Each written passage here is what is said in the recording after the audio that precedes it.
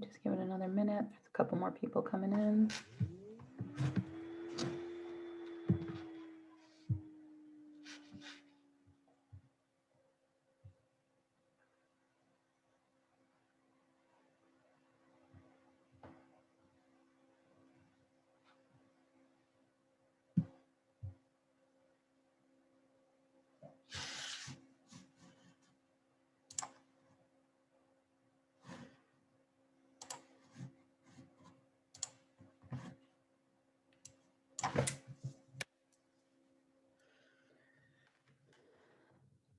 Okay, so last time we got into chemical quantities and pull up that flow chart we had been working on.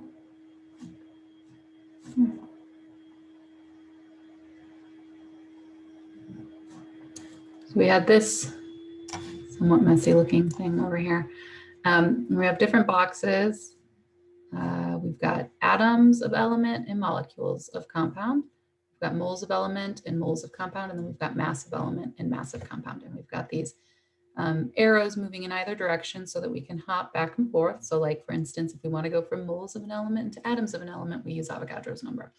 Hopefully we feel pretty comfortable in this section here. This we had just left off on. We talked about what molar mass is and how you can get that off the periodic chart and how to calculate a molar mass for a compound, right? Add up all the individual atoms with, we've got an example over here, individual atoms within the compound and multiply it by however many you have as the subscript to get the total molar mass.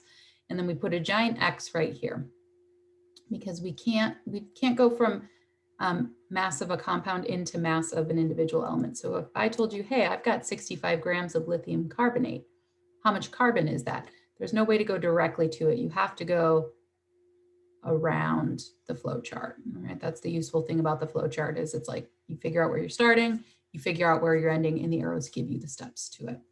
But let's play around with this here, this moles of element and moles of compound into mass of compound.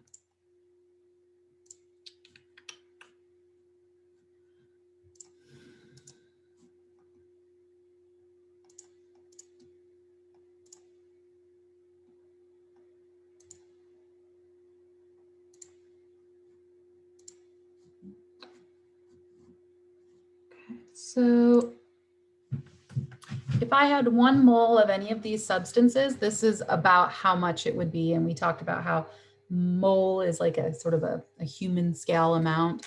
So a mole of sulfur is going to fit into this beaker.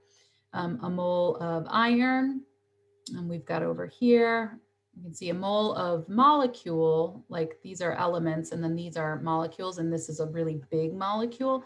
It usually transfers into a visual difference as well. So we can see the C12H22O11, huge volume compared to some of these individual elements. And the mass of this is going to be a lot bigger as well.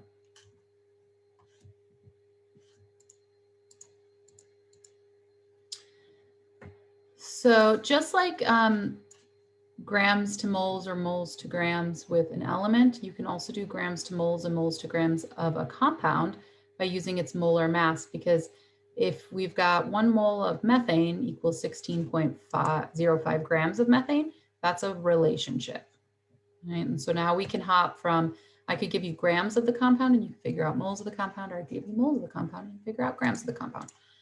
So when doing this, state the quantities that are given and what you're trying to find, figure out your plan to convert from moles to grams or grams to moles, figure out the molar mass that you need to be using. If it's a compound, you need to calculate it, set up the problem so that units cancel.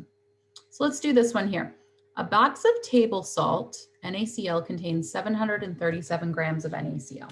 How many moles of NaCl are in this box? So I'm going to transfer it over. So 737, 737.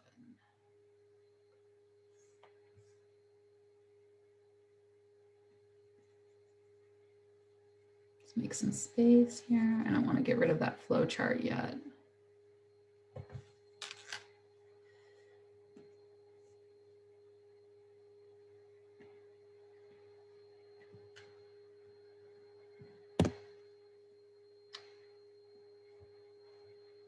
Let's do green today. Okay, so we're given that we have 737 grams of NaCl. I want to find how many moles of NaCl that is.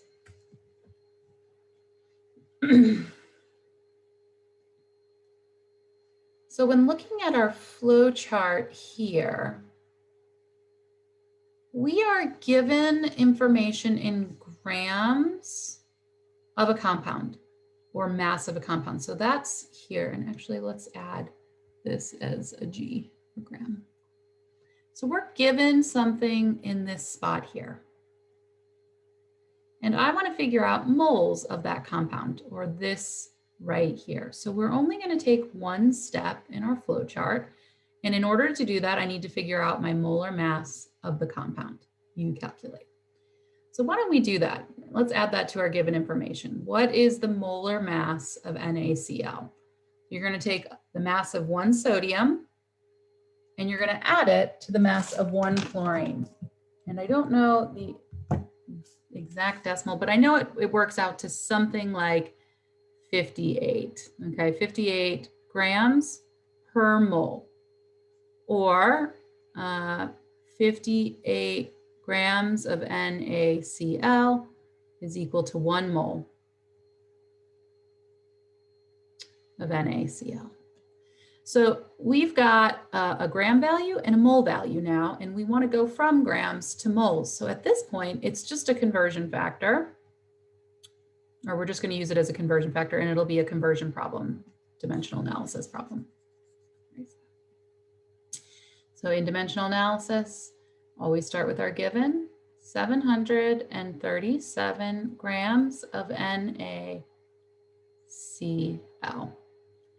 We're going to multiply it by our conversion factor, which is this thing here. We just need to make sure it's set up correctly so that the units that we have here go away. So the gram of NaCl will go on the bottom.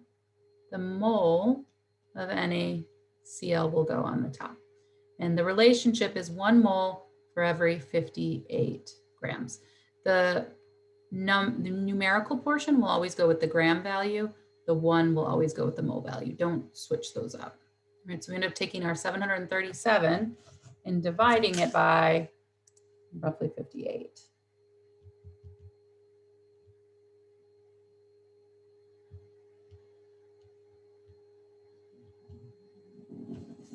Got 12.7 moles of NaCl. So not a huge amount, right? If 1 mole of NaCl is like something you can hold in your hand, 12 of it is not, it's not a huge big amount.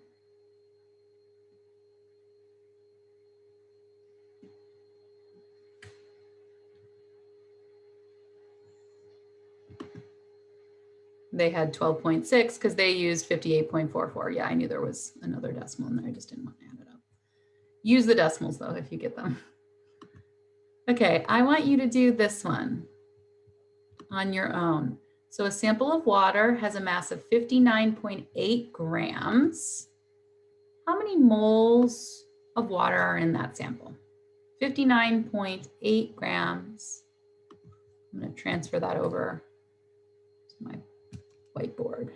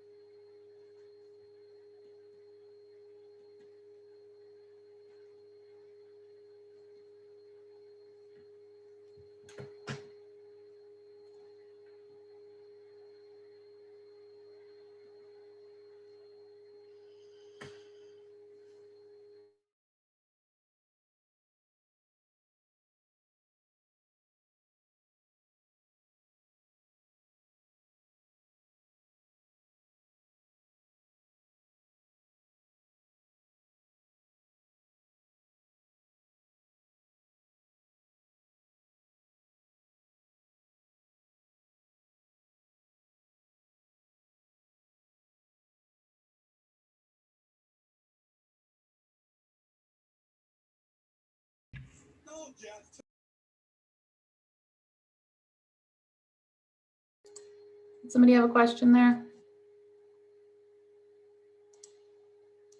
If not, someone's speaker might be on.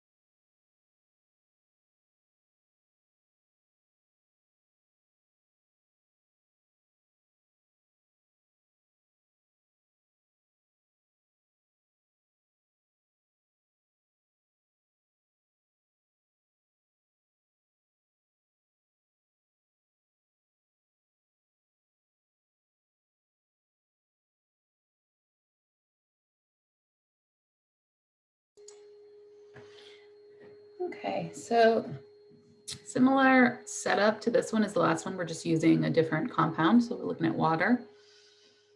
Start with our given 59.8 grams of H2O.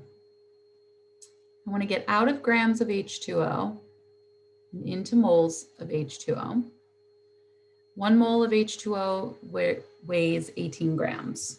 So we're going to take our original value, 59.8, and divide it by 18. We should get 3.32 moles of H2O.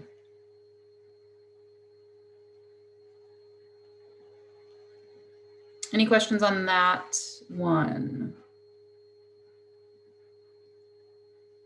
Any questions on where this 18 came from?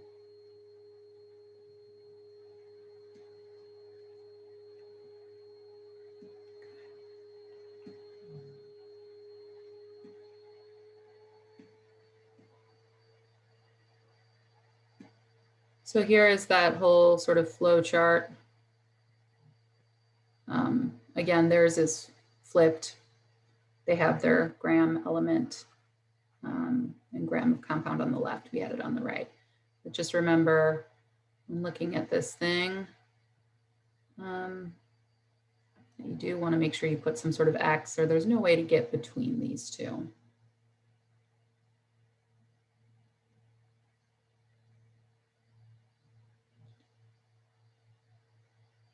So I'm going to give you one, let's see.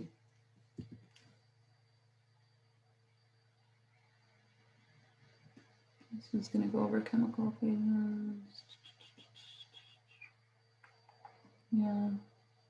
Okay, I'm going to give you one for here where we go from amount of a compound, and I want to know the amount of the element.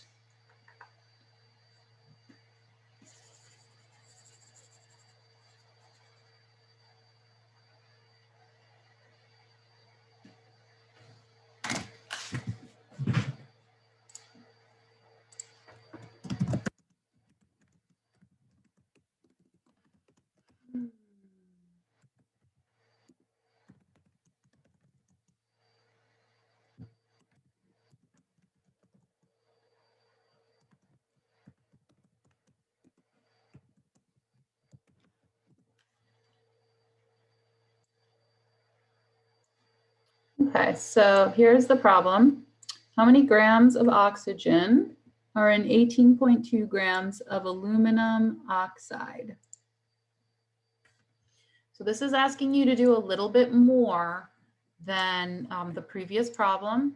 I'm going to pull this up here so that you can look at this if you don't have a copy of it in hand and figure out, you know, when looking at this problem, where are you starting here and where are you ending? And I'll give you 11:18. I'll give you 5 minutes to set that up and possibly solve for it.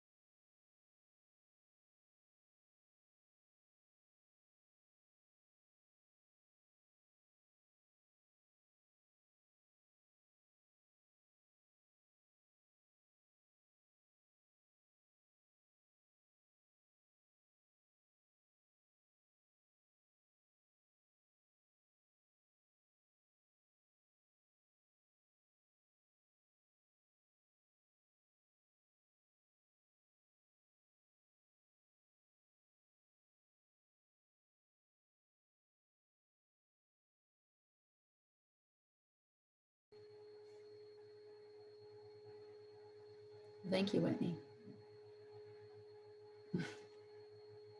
Okay. So let's go through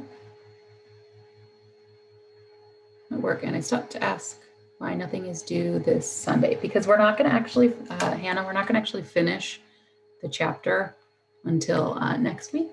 So I'm not going to have you do the homework assignment if you haven't done all the lecture yet. So let's look at this problem here. We're going from aluminum oxide into grams of oxygen. So we're starting with an amount of a compound and we're trying to get into an amount of an element. And so at this flow chart here, we're going to start at this point and we want to end at this point. So we actually have to go through 1, 2, 3 transitions. Mass of the compound into moles of the compound, moles of the compound into moles of the element, moles of the element into mass of the element. And you want to think about separating out, aluminum oxide from oxygen. Sometimes we think aluminum oxide, oh, there's oxygen in there, and it's all the same thing, right? No, one is talking about the compound, one is talking about the individual elements. So we're given information here is 18.2 grams, and I don't give you the compound, I just say it's aluminum oxide. So that's grams of Al2O3. I want you to find grams of just the oxygen. So in our flow chart, we start with our given, which is 18.2 grams of this Al2O3.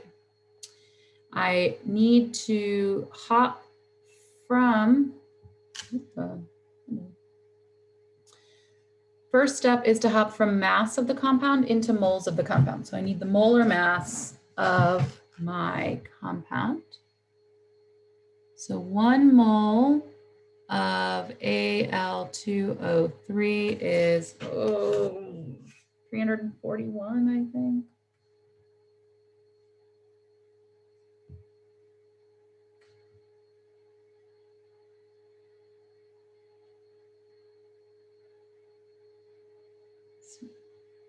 No, totally off. Sorry, 101, 101.96 grams. Al2O3. All right, the next step is to go from moles of our compound into moles of our element. And remember, we do that using the subscript. So I want to put moles of the compound on the bottom because I don't want compound stuff anymore. And I'm going to put moles of the element on top. And the element we're dealing with is oxygen. So every 1 mole of the compound will yield 3 moles of the oxygen. I'm getting that from this right here. 3 oxygens in every one of these. The last step is to go from moles of the element back into mass, or we use the molar mass of oxygen from the periodic chart. So in this way, we will take mole of oxygen, and I'm going to put that on the bottom because I want it to cancel, and gram of oxygen on the top. For every 1 mole of oxygen, it weighs 16 grams. I'm not making those numbers up, I'm getting them off the periodic chart. So grams of the compound cancel, moles of the compound cancel, moles of the element cancel, and we should be left with just grams of the element.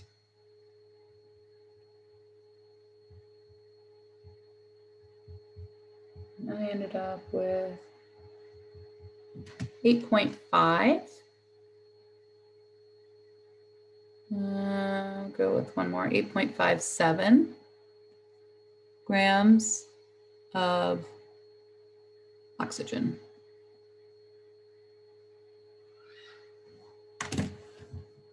Any questions on that?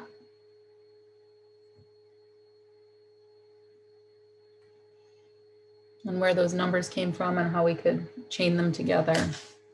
So you really could go in a variety of different ways on your flow chart. I could give you the mass of the compound And I could say, hey, I want to know how many atoms of oxygen there are. You would have to go this way and then cut over this way as opposed to going this way. Or you could go this way, this way, this way, and then back up.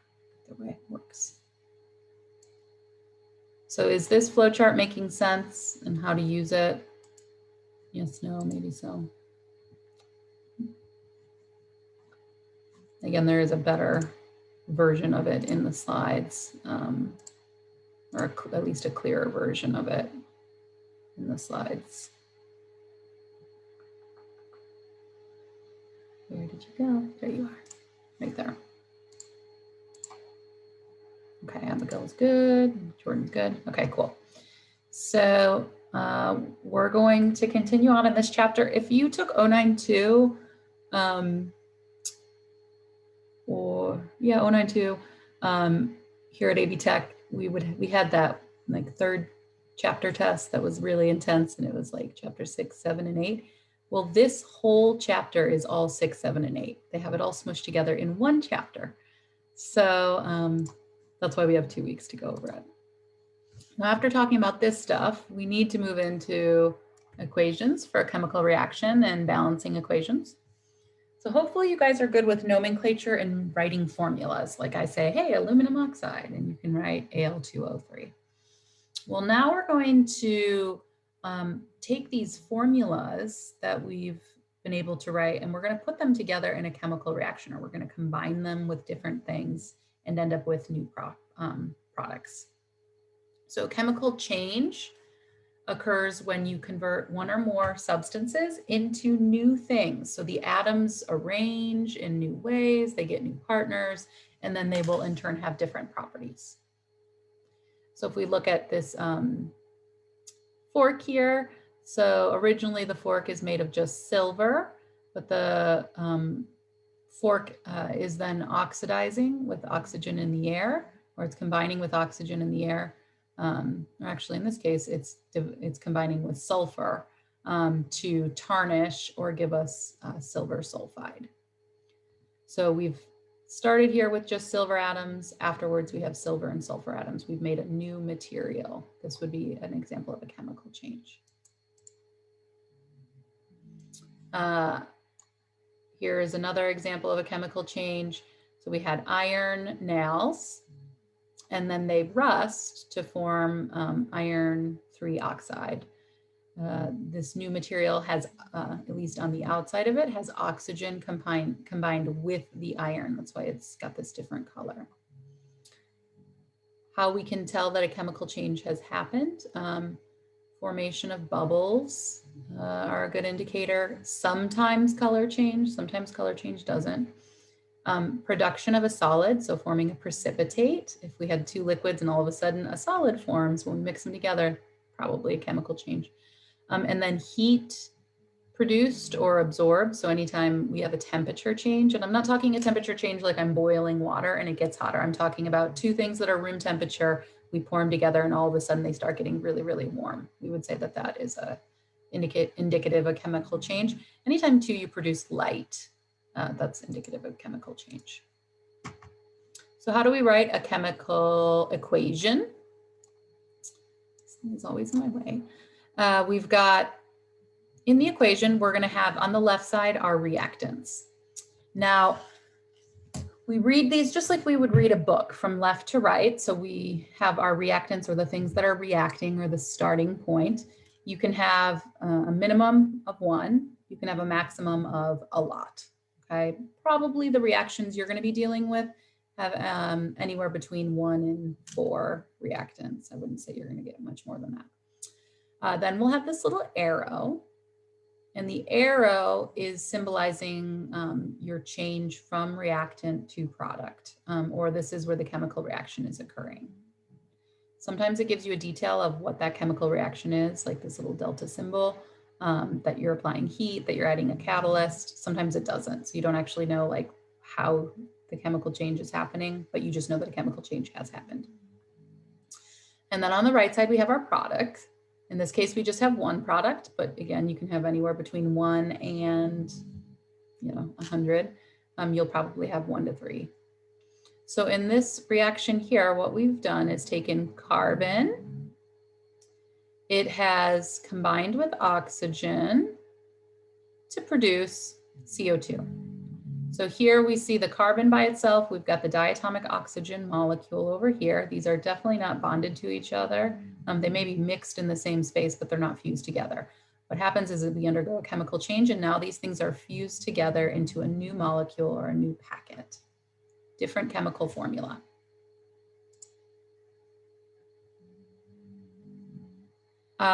Does the delta symbol, yeah, I believe the delta symbol is heat produced on that. Yeah. So this one is to indicate that we've got some sort of temperature change. So we've got an arrow that separates reactants from products. Reactants are written on the left, products on the right. Multiple reactions or products are separated by this plus symbol. That's another thing, yeah. So we never write carbon, oxygen. We'll want to put a plus in between to indicate that those are separate entities. Delta sign, that we have to use some sort of heat in order to run this. And then we have the physical states, so solid, liquid, gas, or aqueous. I believe that the previous one does show the states. Yeah, so this is saying solid carbon is combining with gaseous oxygen to produce gaseous CO2. I don't expect you to have every single state memorized, but you should know that oxygen is a gas. You should know that water is a liquid, things like that. Aqueous, that means that it's dissolved in water. So like sometimes we have salt, NaCl, but we don't present it to the equation as a solid. We would actually dissolve the salt in water and then run the reaction in a water situation. So we would say that the NaCl is aqueous, or it's being brought in a water solution. So when looking at this equation here, this is what we would call a balanced chemical equation. There are the same amount of carbons on both sides and the same amount of oxygens on both sides. And we need our equation to be balanced because of the law of conservation of mass. Matter is not created or destroyed in a chemical reaction. Nuclear equations are a little bit different, but as far as chemical reactions are concerned, we need to make sure that the number of atoms of each element on the starting is the same as the ending. If they're not, you have to add these things called coefficients or numbers in the front that will change it in order to balance it. So when we're looking at balancing a chemical equation, the first thing you need to do is write an equation with the correct formulas of the reactants and the products. Sometimes that's already given to you. Sometimes it's not. Sometimes they could say, hey, sodium combines with chlorine to produce sodium chloride, write a balanced equation. Count the atoms on each side, and then use coefficients to balance each element. Check to find that the equation has the balanced amount. So this doesn't really give us any rules, but a couple rules, I don't know, that I like to follow. It's not 100%, but I usually like to balance metals before nonmetals. If anything exists by itself, like for instance here, these both exist by themselves, you can leave that to the end to fix it. When you're balancing combustion equations, which are carbon, hydrogen, and oxygen situations that produce CO2 and H2O, we'll leave the oxygen to the end. As we go through them, I'll point out sort of things that you'll see over and over. So let's do this one. Aluminum combines with sulfur to produce aluminum sulfate. I'm going to transfer that over.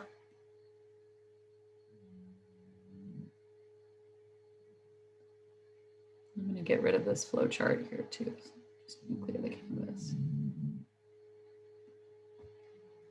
So aluminum, which is a solid, combines with sulfur, which is also a solid, to produce aluminum sulfate. So it was Al2O. Al2S3.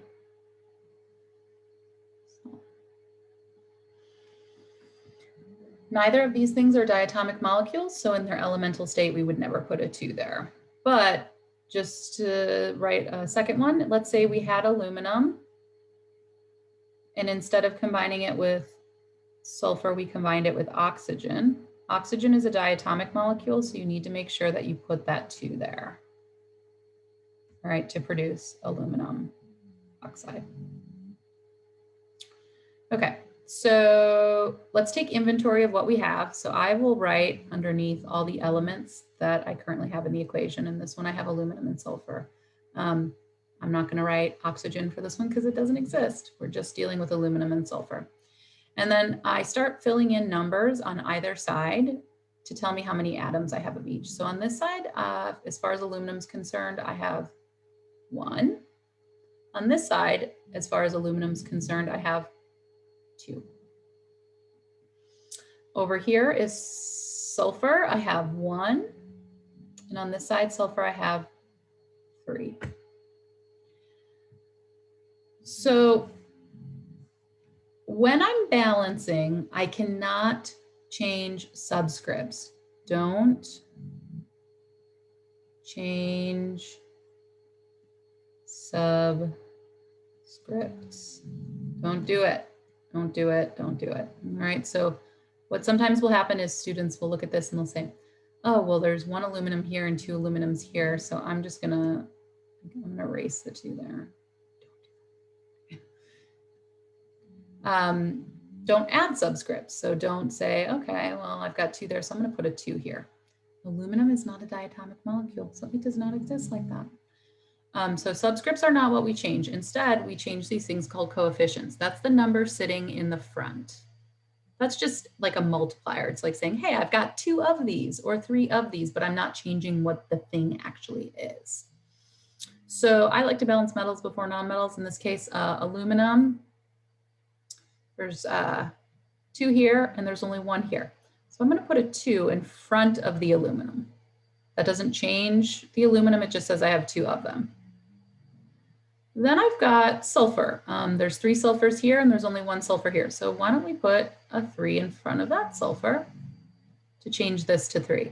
Now the number of atoms on each side are balanced. So instead of saying, hey, aluminum plus sulfur gives me aluminum sulfate, or aluminum sulfide, excuse me, I am going to say 2 aluminums are going to combine with 3 sulfurs to produce 1 aluminum sulfide molecule. Let's do the same thing with this one. So again, we can only change coefficients. I am going to take inventory of what I have. So I've got aluminum and oxygen. In this case, I have 1 aluminum and 2 oxygens on the reactant side. On the product side, I have 2 aluminums and 3 oxygens. Now, I could start by balancing the aluminum, but I'm going to have to go back around again anyway, because do you see how this here, this oxygen is a diatomic? It means that it's in some form of a multiple of 2. So this is in a multiple of 2.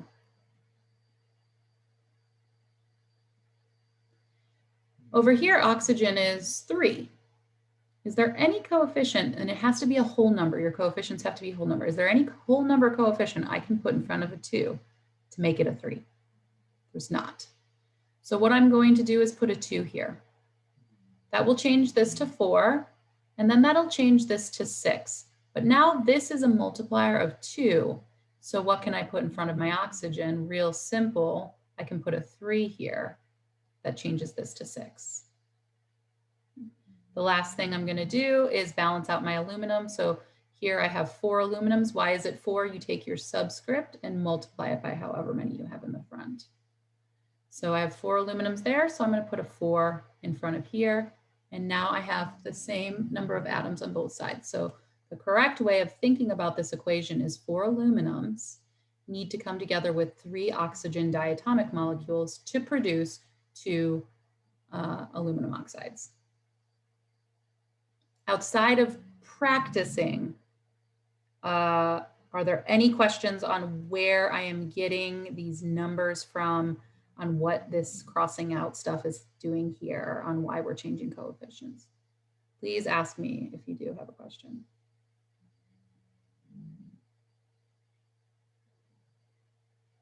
You can throw it in the chat box. I'll give you another 10 seconds. If not, we'll just do a bunch of practice. Going, and gone. Okay, so let's do some more practice.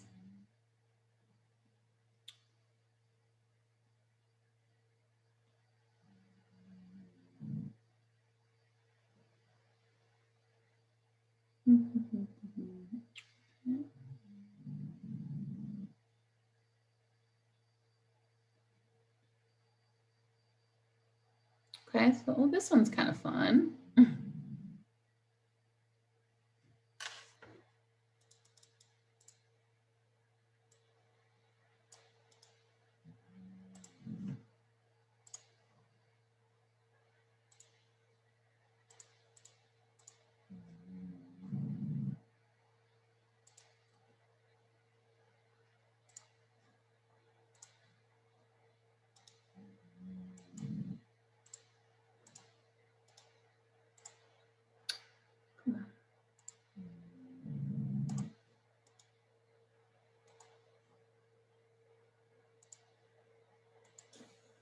Not going to paste for me, is it? Okay. Well, I'll just have to deal with my crappy handwriting over here. All right. So this guy, balance the chemical equation when solid Fe3O4 reacts with hydrogen gas to produce solid iron and water. How is this one different than the last two? It's in words. It's not giving you the balanced equation. So what you have to do here is first write an equation for it, and then we get to balance it. So don't get freaked out. Read the question, and what I like to do is underline the things that are compounds and circle like where the change happens. So balance the chemical equation when solid Fe3O4 reacts. So the reacts is the plus, saying it's combining or reacting with hydrogen gas. Okay, I'm going to box or circle this to produce. So that's going to be the arrow. Solid iron and water. So now we got to write this thing out. All right, well, we know this is given to us. So Fe3O4, and if it gives you the phase, put that in. So it said it's solid. Reacts with hydrogen gas. So hydrogen gas, put the H, and then you always want to ask yourself when you're dealing with the element, is it a diatomic? So is hydrogen a diatomic molecule? Yes, it is. Have no fear of ice cold beer. Hydrogen is in fact a diatomic, so I'm going to put a 2 there. If you don't put that 2 there, it's going to affect the whole balancing process. And it says it's a gas, so I'll add the G. To produce, okay, so I'm going to put an arrow in. It says solid iron.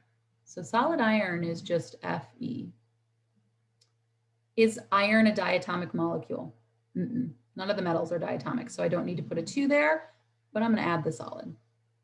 And water. Water is H2O, liquid. So now we get to take inventory and work on balancing. So in this case, we have 3 different things. We have iron, we have oxygen, and we have hydrogen.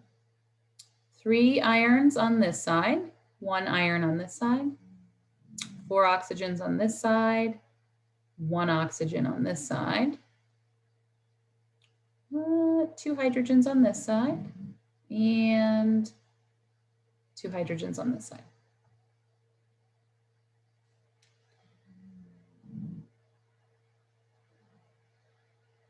So balance the iron. Balance the iron first, yeah. So there's 3 irons here. So I'm gonna put a 3 here. Changes that to 3. Now, hydrogen is currently balanced. So let's go to oxygen. Over here, there's 4 oxygens. Over here, there's only 1 oxygen. So what can I put in front of this water? I'm gonna put a big fat 4 there. That's going to change the number of oxygens to 4. And then, oh my gosh, oh no, it changes my hydrogens. That is okay. It is okay to have something that's balanced and then unbalance it because we can fix it later. So in this case, 4 of these water molecules should yield 8 hydrogens. Remember, you take the 4 and you multiply it by the subscript. In this case, there's 2. Now I can go back over here and adjust my hydrogen coefficient because if I need 8 and I've got a multiplier of 2, put a 4 in front of there and that changes this to 8 and everything is balanced. So there is a possibility that you will have a word problem situation where it isn't given to you balanced perfectly, or it isn't given to you in the skeletal form of the equation. You have to transfer from a word problem into the skeletal form and then from there balance.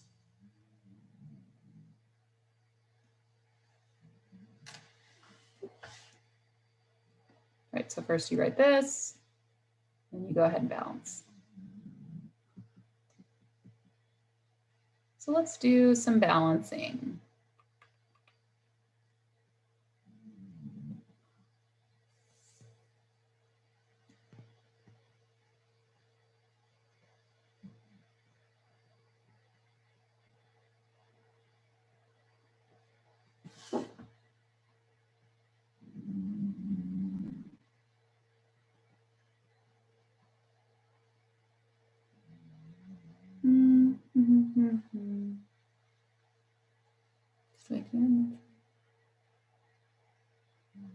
All right, I'm going to bring up a different sheet.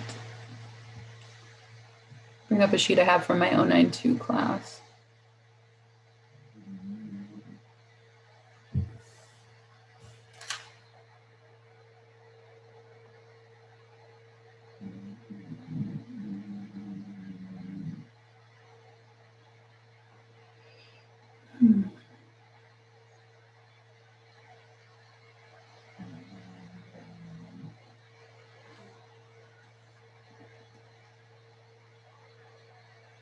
Okay, here we go.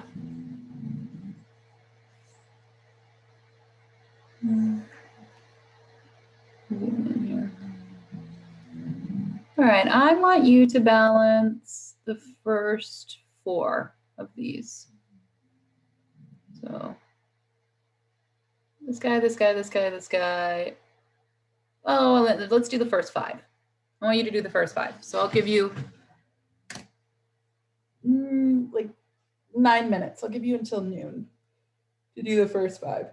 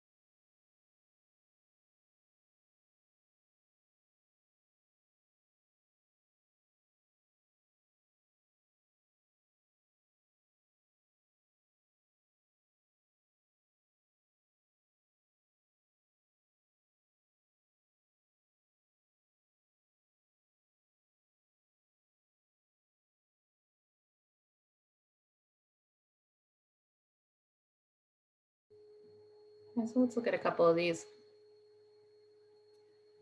This first one here, I'm gonna write my inventory over here. I've got nitrogen and hydrogen. I've got 2 nitrogens and 2 hydrogens. I've got 1 nitrogen on this side and 3 hydrogens on the reactant side. So if I put a 2 here, that's going to change this to 2 and change this to 6.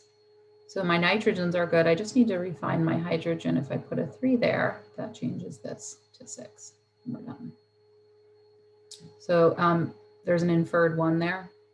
You don't have to put the 1 in though. Obviously, if it's written, you have a minimum of 1. This next one. So I've got K, Cl, and O. K, I've got 1. Cl, I've got 1. Oxygen, I have 3. KCl, I've got 1, 1, and then 2 oxygens.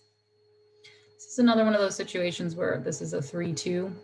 This is always going to be in a multiplier of 2. So I'm going to put a 2 here. That's going to change this to 6, this to 2, and this to 2. From there, I can put a 2 here. That will change this to 2 and this to 2. And then if I put a 3 here, that'll change this to 6 and we're balanced.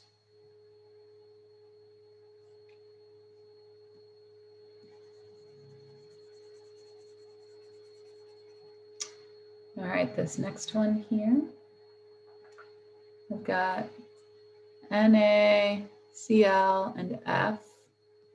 On the starting side, I've got 1 Na, 1 Cl, and 2 Fs. On the ending side, I have 1 Na, 1 F, and 2 Cls. So we could start with, I don't know, the chlorine. So I'm going to put a 2 there. It's going to change this to 2, and it'll change my sodium to 2 as well. So then I'm going to change my sodium. I'll put a 2 on this side. You get 2 and 2. So there's a 2 there and a 2 there. Again, there's an inferred 1 there and there.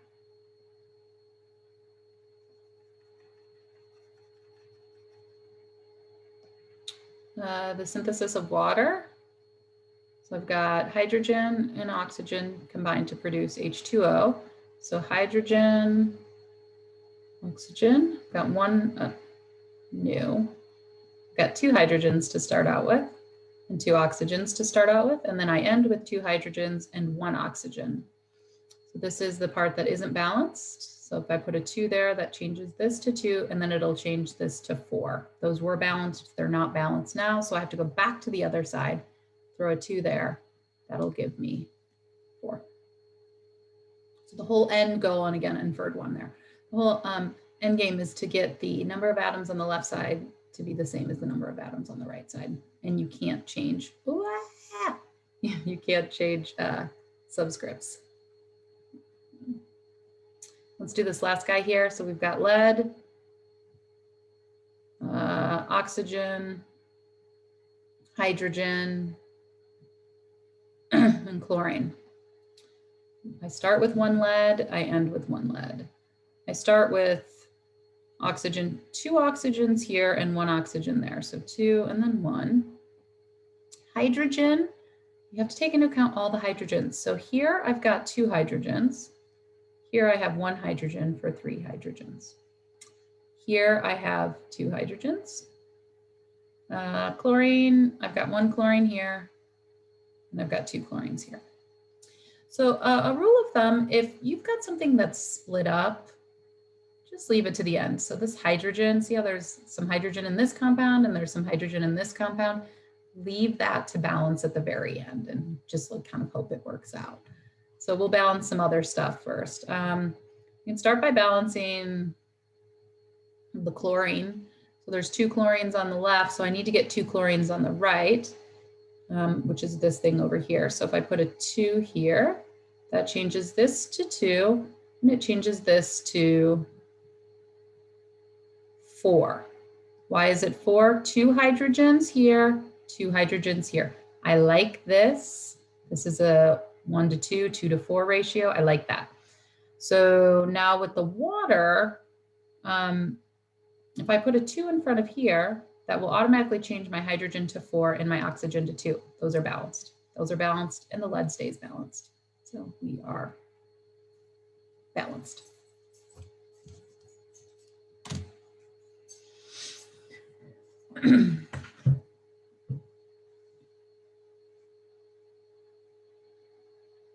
All right, any questions on balancing?